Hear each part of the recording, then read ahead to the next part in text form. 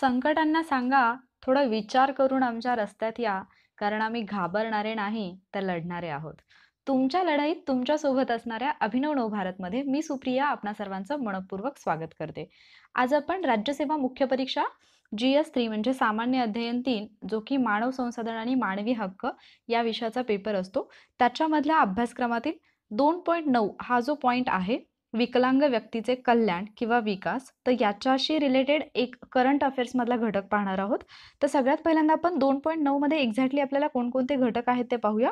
तर 2.9 मध्ये आपल्याला विकलांग व्यक्तींचे कल्याण याच्या अंतर्गत त्यांच्या समस्या आणि प्रश्न, मग त्याच्यामध्ये शैक्षणिक असेल, रोजगार संधी याच्यामधील असमानता असेल, इत्यादी प्रश्न आपल्याला पाहायचे आहेत.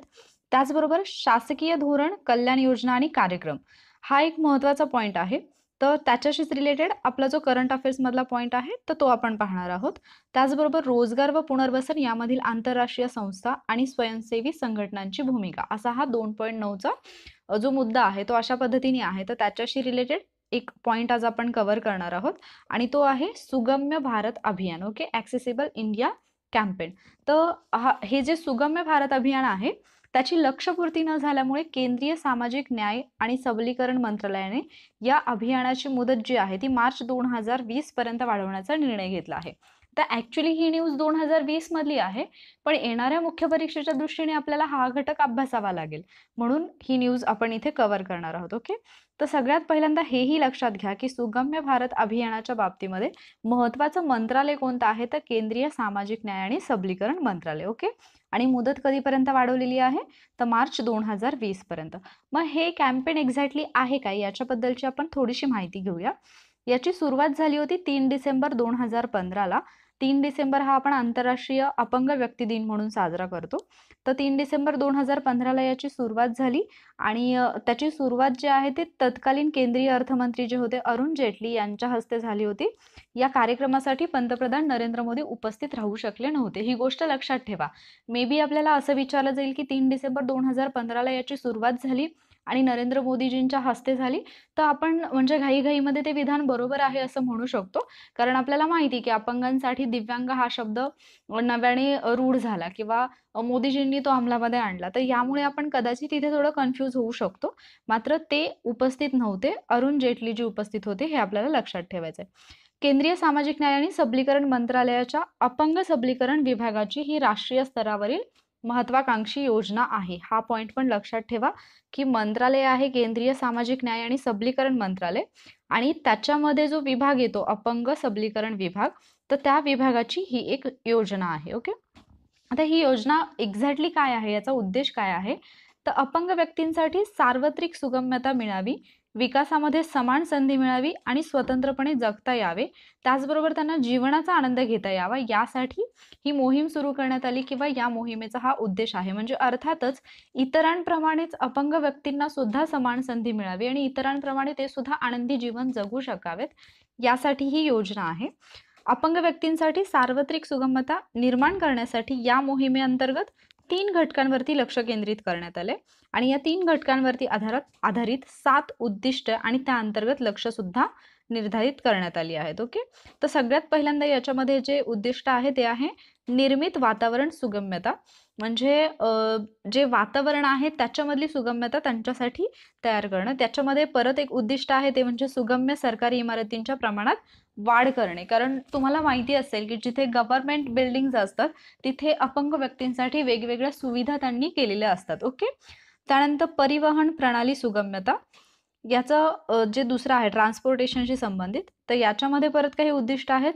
सुगम्य विमानतळांच्या प्रमाणामध्ये वाढ करणं, त्याचबरोबर सुगम्य रेल्वे स्थानकांच्या प्रमाणात वाढ करणे आणि सुगम्य सार्वजनिक वाहतुकीत वाढ करणे. इथे लक्षात घ्या विमानतळांचा पण मुद्दा आहे, रेल्वे स्थानकांचा आहे आणि सार्वजनिक वाहतुकीचा सुद्धा मुद्दा आहे.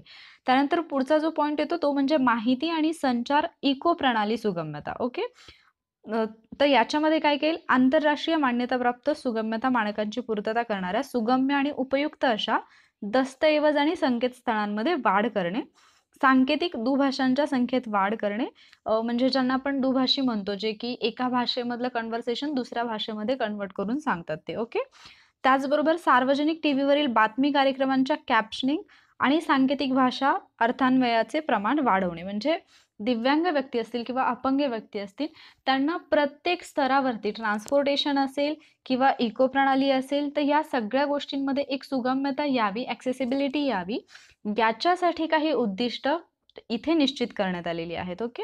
आता या मोहिमेमध्ये ज्या तरतुदी करण्यात आल्या, आपल्याला एक तर पहिला पॉइंट हा विचारला जाऊ शकतो, की उद्दिष्ट कोणती आहेत आणि मगाशी जसं मी सांगितलं, की याची सुरुवात कधी झाली आणि कोणाच्या हस्ते झाली, हा एक पॉइंट महत्त्वाचा आहे.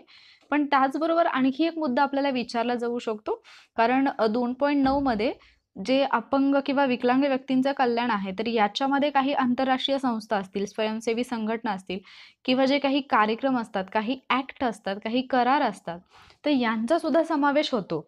आणि मग ही जी मोहीम आहे सुगम्य भारत अभियान, तर याच्यामध्ये कोणकोणते करार आणि कायदे यांची पूर्तता केली जाते, म्हणजे कोणत्या कायद्यांना आणि करारांना अनुसरून तरतुदी या अभियानामध्ये आहेत, तर याच्याबद्दलची अगदी शॉर्टमध्ये माहिती आपण पाहणार आहोत. अपंग व्यक्तींच्या हक्कांवरील संयुक्त राष्ट्रांचा जो करार आहे UNCRPD, भारताने 1 ऑक्टोबर 2007 रोजी या कराराला अनुसंमती दिली आणि 3 मे 2008 पासून हा करार लागू झाला. आता या डेट्स का लक्षात ठेवा, कारण मेन्सला बऱ्याचदा फॅक्च्युअल डाटा म्हणजे GS3ला तर बरेचसे फॅक्ट्स विचारले जातात. ओके. तर हे तुम्ही 2 ते 3 वेळा रिवाइज केलं तर लक्षात जाईल, लक्षात राहील तुमच्या. 1 ऑक्टोबर 2007 रोजी भारताने या कराराला अनुसंमती दिली आणि 3 मे 2008 पासून हा करार आपल्याकडे लागू झालेला आहे. ओके. आणि या करारामध्ये असणाऱ्या ज्या तरतुदी आहेत त्यांची पूर्तता या सुगम्य भारत अभियानामध्ये करण्यात आलेली आहे. त्यानंतर दुसरं जे आहे ते म्हणजे अपंग व्यक्ती कायदा 1955, तर कलम 44, 45 आणि 46 अपंग व्यक्ती कायदा जो आहे त्याच्यामधलं कलम 44, 45 आणि 46 यांची पूर्तता सुद्धा याच्यामध्ये होते. आणि इंचिऑन कार्यनीती जी आहे, इंचिऑन स्ट्रॅटजी, तर त्याच्या तरतुदींचा समावेश सुद्धा या मोहिमेमध्ये होतो. या गोष्टी तुम्ही लक्षात ठेवा. ओके. सो हे होतं आजचं एक लेक्चर. तर पुढच्या लेक्चरमध्ये आपण असंच जे अल्पसंख्याक आहेत त्यांच्याबद्दलची पण माहिती घेणार आहोत आणि काही आरोग्यविषयक घटक, तर तो पॉईंट पण महत्त्वाचा आहे. अल्पसंख्याक हा पॉईंट पण आपल्यासाठी महत्त्वाचा आहे, कारण तो सुद्धा आपल्या सिलेबसमध्ये दिलेला आहे. आणि त्याचबरोबर आरोग्य हा घटक एक आहे, तर तो सुद्धा GS3च्या बाबतीत महत्त्वाचा आहे. तर त्याच्याशी रिलेटेड करंट अफेअर्समध्ये चर्चेत असणारे काही मुद्दे आपण पुढच्या लेक्चरमध्ये पाहणार आहोत. तुम्ही मला अभिनव नवभारत सोबतच वॉरियर ऑफिसर या चॅनलवरती सुद्धा फॉलो करू शकता. तिथे सुद्धा तुम्हाला तुमच्या अभ्यासाशी रिलेटेड महत्त्वाच्या अशा काही व्हिडिओ लेक्चर सिरीज ज्या आहेत त्या पाहायला मिळतील.